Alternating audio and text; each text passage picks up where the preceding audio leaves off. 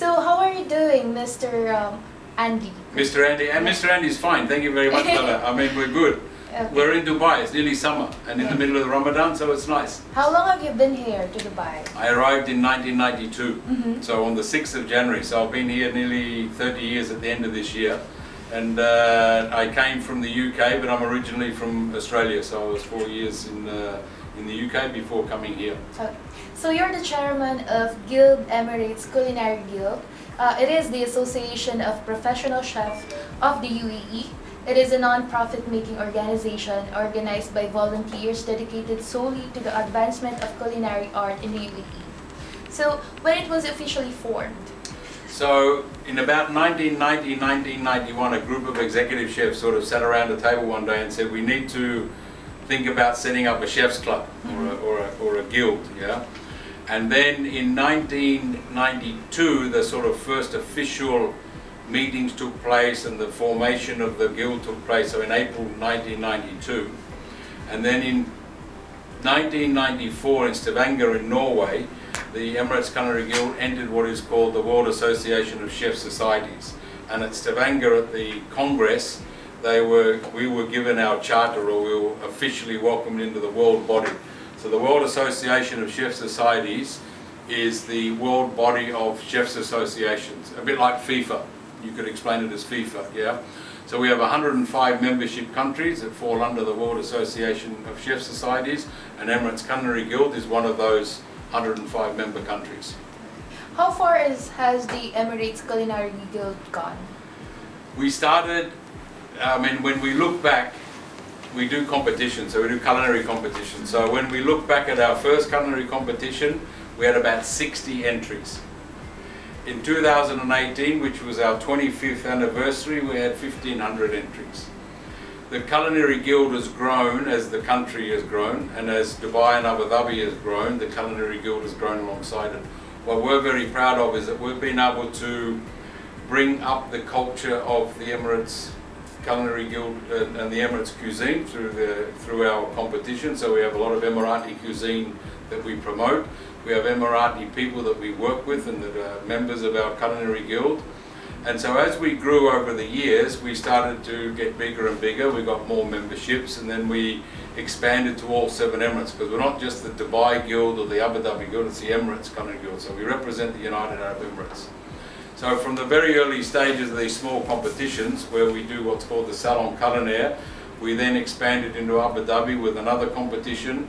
So that was 2 competitions a year, and then on the East Coast in Jumeirah, one of our members, he set up in his hotel, the Miramar Hotel, he set up another competition. So we had 3 competitions a year, which was huge for any culinary association around the world. One of our highlights was in 2008, when we held the Congress for the World Association of Chef Societies here in Dubai. And that's when 1,000 chefs from around the world came to Dubai to celebrate 4 days of the Congress. In 2022, we have bid again for that Congress, and we won the bid, and so we will host again in 2022 in Abu Dhabi the Congress. As we moved on, so we did these bigger things as we do in the UAE. We like to do bigger and better every time. And then we started to go to international culinary competitions. So we went to the Culinary Olympics. We went to the Luxembourg World Cup in Luxembourg, and we took to Germany we took to Germany about 50 chefs. To Luxembourg we took 64 chefs, and we won medals. But we won 74 medals. We won 41 gold medals. So we won so many medals and so many distinctions that the culinary competition world really looked at the United Arab Emirates and said, "Wow, these guys are cool. My God, look at what they're doing." Yeah, and then we were able to develop a team of pastry kitchen artists, so a mixture of Filipino guys, Sri Lankan guys, Indian guys. We then developed a senior national team, so we represented the UAE in some of these biggest competitions. We also developed a young chefs team as well, so all the guys under 25 years old. So we went to Germany, Luxembourg, Hong Kong, Singapore, Malaysia, with these teams representing the country. And so to today, where we are one of the most well-respected associations within the World Association. but we also continue to promote Emirati cuisine, promote the hospitality industry to the young Emirati people, and also support young chefs. So through education and through our competitions. So the three main pillars are that of the Emirates Culinary Guild: development of people, development of the ethnic cuisine, and encouraging Emiratis to come into the hospitality industry. And we have also developed a number of Emirati chefs. There's several chefs in the UAE that actually work with us and are part of our membership and judge in our competitions. They've come and travelled to Germany and overseas with us to hold the flag, so to speak. And we've helped develop them in their careers as well, and all as volunteers. Okay. How is it being at the helm of the Emirates Culinary Guild? Keeps me young, because it's fun. I mean, my background is from the kitchen. I started in the kitchen when I was 16 years old, 17 years old. And so then in 2000, I left the kitchen and started a more front of house managerial position. Now I'm general manager here at the Jumeirah Creekside Hotel. I've worked at various hotels for the Jumeirah Group over the years, but I've always kept my roots in the kitchen. So to be the chairman of the Culinary Guild since 1996, and President Uwe Makil, who's the culinary advisor to the Radisson Blu Dubai Dira Creek Hotel, he is president, and we became in our positions together in 96. So we've been running the guild as the chairman and president for all these years, and we have a great team around us. But what's the greatest thing is when we do the competitions and you see the face of people light up when they get a gold medal or a silver medal or bronze medal. Yeah, it's working with the young guys, encouraging them, but it's also to see them grow in their careers, grow in their lives as well. We get a lot of our guys that travel out of the UAE, and then they will come back to us and say, oh, I'm now in Canada, I'm now in Australia, I'm now in the UK. We've got a young guy that was our pastry chef in the young team. He's now in Paris, for example. We've got a young Indian guy who's now up in Canada, and he was one of our young chefs, and now he's competing. He's living in Canada, he's a Canadian citizen, and what we do, we believe that that's helped him get the immigration. And we do that with a lot of all the nationalities. Anybody that we can look after, we try and do. And the greatest thing is when they call us and say thank you for what the guild has done. So whatever we can do to help them become better in their lives, that's all we worry about. You know, that's why we do it. So it is very satisfying. It takes up a lot of time. My wife is the administrator. She's from Batangas in San Juan. So she has been running for maybe 16 years as well, the administration side of the Culinary Guild. So she's very much involved with the guild. She's very much involved with all the gawain, or the chefs, the Filipino chefs that are within the membership as well. So it's a bit of a family affair. So we run the guild out of our house because we're volunteers, right? So on Fridays and Saturdays, it's dedicated. The days off are dedicated to the chefs, and she works part-time for the guild as well. So that's what also keeps us enthusiastic. It's still my passion to cook and to teach people, and that's the opportunity I get outside of the hotel, but also for a greater audience. And when we travel overseas, it's very satisfying when you see these young guys going overseas, representing the country and winning such prestigious medals. Some of the things that our pastry artists and kitchen artists can do, no one in the world can do, because even the judges, they say, my God, how do they do this? In Luxembourg, we took 7 kitchen artists, and these guys made ice carving demonstrations in Luxembourg, but not one little ice carving. They made a 7-meter high sculpture. I mean, 7 of them all carving, and the European people, they were just, how do they do that? How do they do it? So it's very gratifying. If you don't mind, can you share with us how many chefs does the guild have? We have, well, we like to think we have around 2,000 young chefs and about 800 official members as senior chefs. So, but we represent all the chefs of the UAE. Whether they're a member or not a member, we still like to believe that they're our members. Yeah, our competitions are open to all chefs from around the world and also from around the United Arab Emirates, as long as they're working in a restaurant or a bakery or a hotel or they're students in one of the many schools that we have here. So the actual figures are 800 senior chefs, 2,000 young chefs.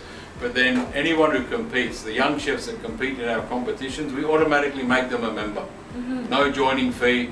They become a member. They get a small certificate, and because we want to encourage them to be part of the guild as well, and encourage them to compete, encourage them to come to the competitions to learn. Was it a lifetime membership of the Emirates Culinary Guild? As long as they stay in the country, they don't have to pay. Oh, okay. And once we're very flexible with our membership. For senior chefs, we do have a joining fee, but as long as they're in the UAE, they become members. And then if they travel out of the UAE, then we keep them as members as long as they've worked within the UAE.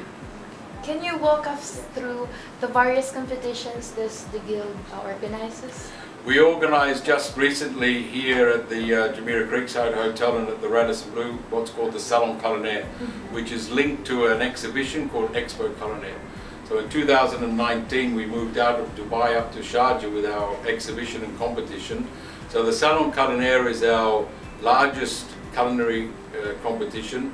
It's a mixture of what we call static display or display items. So people will do wedding cakes and they bring the wedding cake. They'll do ice carving, they'll do vegetable carving. We bring what we call cold food presented, hot food presented cold. So they'll do a 4-course vegetarian or a 5-course gourmet, or bread or cakes or whatever it may be. And then that's displayed, and then there's a judging process for that. And then we have practical cookery. So mainly we do mezza and Emirati cuisine as practical cookery. So they have to cook, and then the food's eaten and tasted.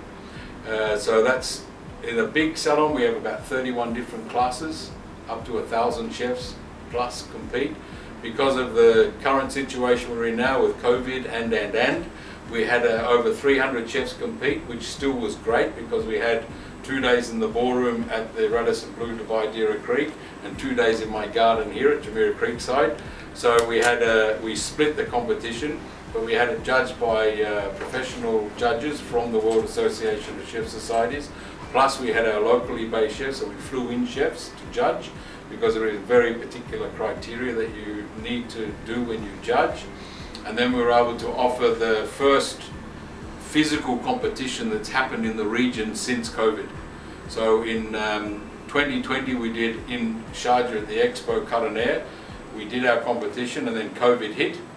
And then there was no more competitions anywhere in our region, and so we were the first to do it. And what we did this time, we did a mixture of live and virtual. So we had a strategic partner called ICCA School, and they set up a complete live streaming studio basically. So we had 5 guys in my garden with 3 cameras filming, and then we did pre-recorded live interviews, so flipping back from the site down to the office and down to the studio. So that was exciting because it brought us a new level, and we were able to beam around the world. Because when we get in the culinary competitions, we want people to see what the chefs are doing. So we were sharing all the images and the videos, and now it's going to actually come online in another probably 5 to 10 days. The whole thing will be available for people to look at online as well. So that's our biggest competition. Then we have another one that's called La Cuisine, which is normally held in Abu Dhabi. Unfortunately, we didn't do it last year because of the situation. We're waiting to see if we're going to be able to do it in December or September or December this year. And again, it's a similar approach for from the salon. It's 3 days. It's part of the Sial exhibition.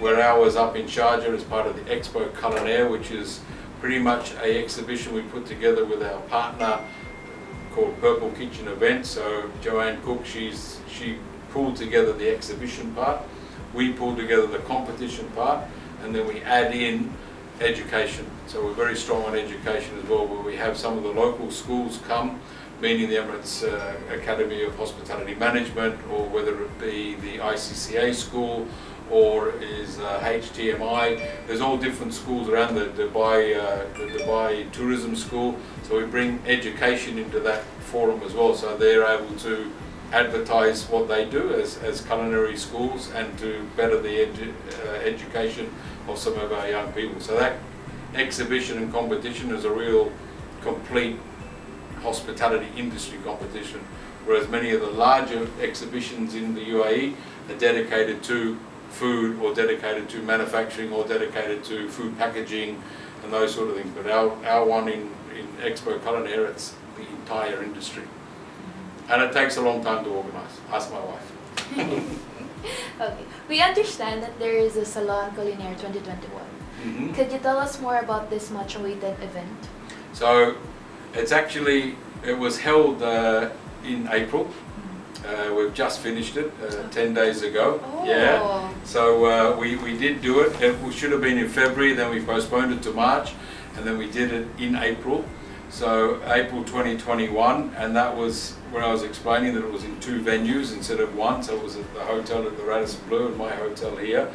It was successful due to the relaunch really of culinary competitions in the region. So it got a lot of interest from the membership. It got a lot of interest from chefs around the world as well.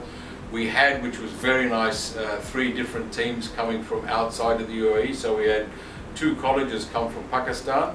One was Cotham Institute, and the other one was called Masterclass. So they brought young Masterclass Institute is from Karachi. They brought about 9 young ladies, which was really good. All girls, no boys, all girls competing. And then from Cotham Institute in Karachi as well, they brought about 22 people. And what was very special this time, we had a small group of 4 people come across from Palestine. And they're from a small institute called the Smile Academy. And there was 3 young ladies and 1 young man who came to compete. And this for us was very special because we know the situation around the world, that it's very difficult for people to travel. We know how hard it is for some people to get out of their countries, to get permission to travel. But the opportunity we gave these young people from Pakistan and also from Palestine was really important to us. One of the ladies that came from Palestine, I think she was around 54 years old, and she's at school because she's trying to learn how to cook and open her own business so she can support her family. And that's what we do is about. If we can help people make their lives better through our competition, then it's better than any gold medal. If they win a medal, great. Yeah. So the competition was very successful. It was great that we did it. The hybrid content with the live beaming around the world, and people, we had people from Australia giving live interviews, real time. We had guys from the UK, from Singapore, from Hong Kong. We had guys out of Austria, Germany, Switzerland, who are our friends who have judged before, and they said, no, we want to be part.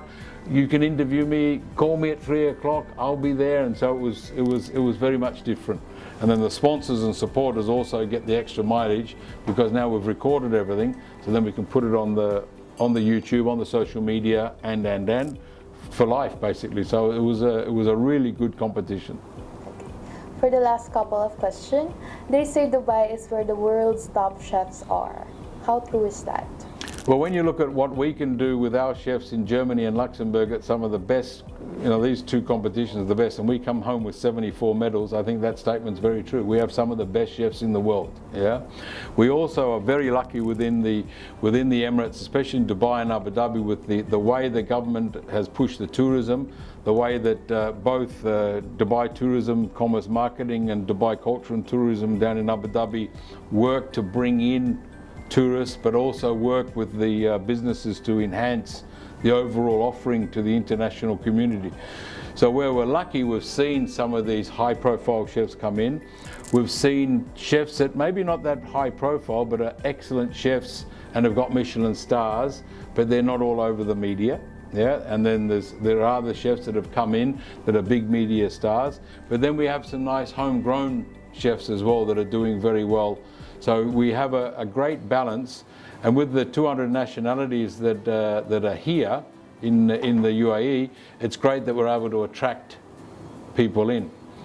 Philippines, we need to get some of the top guys from the Philippines here. There's a couple of good guys in the UAE already. There's Roberto here. There's John Benaventura. He's down at the Hilton, I believe, in Abu Dhabi.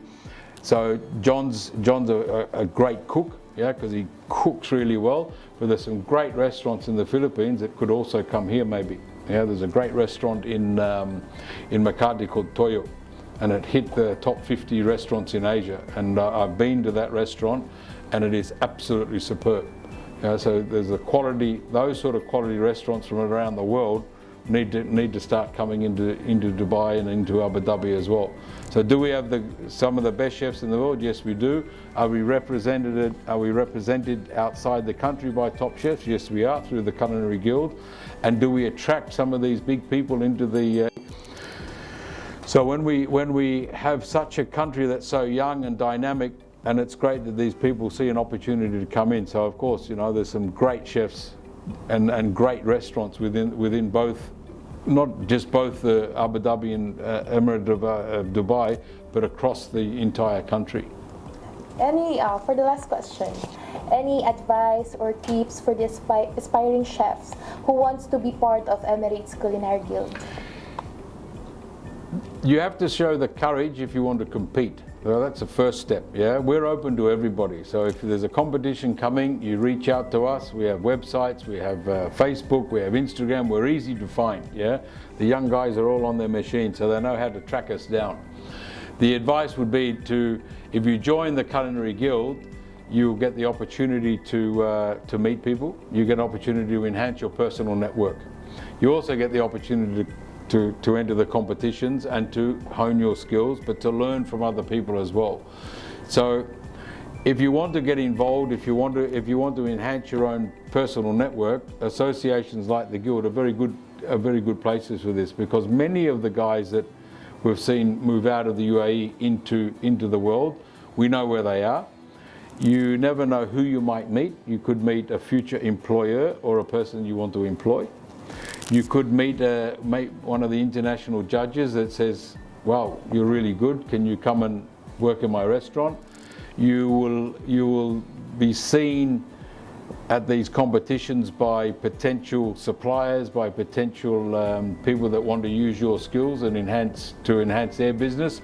So that's a business opportunity. So it's really up to the young people to be determined to belong to an association. Not to expect anything out of it, but to whatever you put in, that's what you're going to get out. We give the opportunity for people to compete. We give the opportunity for people to learn. And as young chefs, learn the basics and the skills. Not everything that we see on Instagram and television is real life. Yeah? Being in the culinary industry, being in the hospitality industry is extremely difficult. It's long hours, it's unsociable hours, it's hard work. Whether you are at the top or at the bottom, it doesn't matter. You have to work hard. The stresses on people is very high, and you have to be patient. Yeah, we have many boring, repetitious jobs in the kitchen. Yeah, you have to do them every day. Yeah, and not everything is the glory of what we see sometimes or what we think Master Chef is going to give us. Yeah, all of the top chefs around the world, they studied hard, they've worked hard, they've done the boring, repetitious jobs, they understand ingredients, they understand cooking techniques. This takes time. You can't learn everything in 1 year or at 3 months or 2 years at school. It doesn't happen. You know, you have to work on the ground, you have to work in the kitchen, you have to cook every day. If you don't cook every day, you don't get it in your fingers. You can't look at something and understand what stage of its cooking process it's in. It's like anything, it's like any skill, any trade. It takes a lot of practice, a lot of hard work, determination and patience. When I came in 1992, I came by myself. 2 boxes and 1 suitcase. So I arrived as a single man. Then I met my wife. She's a Filipina, right? She's a Filipina from San Juan, Batangas, and we got married in 1993. Oh. We developed our relationship. Yeah, no mucking around. We got married in Santo Domingo Church in Quezon City in Manila. Oh, in the cathedral. Yeah. In the Quezon Avenue, right? Yeah. Santo Domingo. I know that church. So we got married there. Her family live in San Juan in Batangas in a small barrio called Palangwak, and we have a nice little house there now, and Lola was there, and all the family is still there. We then were able to we have 2 sons. One is 23, one is 20, one is still with us, one is in Australia. And that would not have been possible without getting into the hospitality industry. If I didn't become a cook and then take the opportunity to travel to the UK, then take the opportunity to meet people who then said, you should go and work in Dubai. And then the chef, he knew the chef here, and that's how I got out of Australia, because the chef in Australia knew the chef in the UK. And the chef in Australia said, listen, hire this boy. Okay, when can he come? When can you come? I can go next Monday, chef. Okay, go. I arrived in the UK, 4 years later I left. That chef knew this chef, he sent me here. And that was all to do with network, all to do with taking the opportunities that are given to you, not waiting for people just to spoon feed, yeah? So if I hadn't have done that, I would have never met my wife, I would have never gone down to the province, I would have never gone to Palawan, I would have never gone to Coron Island, to Panglao in Bohol to see the tazir and the chocolate things, and I would have never met her family, I would have never got married, I would have never had 2 beautiful sons. So a good wife take you to good places, huh? Exactly. Always behind every man is a very, very, very good woman. Yeah. And I mean, and Philippines is a beautiful country. We love the Philippines. One day we'll settle in between Philippines and Australia, maybe. But it's the message is that the opportunity that was given from becoming a cook and working in the hospitality industry was what led me to meet her and to travel the world and come here. So that's my little story of what Dubai and what the UAE has given me as a person, but also given to us as a family as well. Thank you so much, Mr. Andy Cuthbert, Chairman of the Emirates Culinary Guild. It is our pleasure that you have given some time for us to interview you. Thank you very much. No, it's great, and good luck with the magazine. Good to be involved with the Gabayan. Yes. Yeah, and thank you for the time to come to the hotel here. And I really hope some of your readers and your viewers get inspired by what we've chatted about. And you never know. I hope to see them at the competitions. Yeah, and you're also the general manager of this. And I'm the general manager. In my spare time, I'm general manager of the hotel. Yeah, we could do some interview more with you and to have a partnership with you soon with this hotel. Thank you. Yeah, thank you.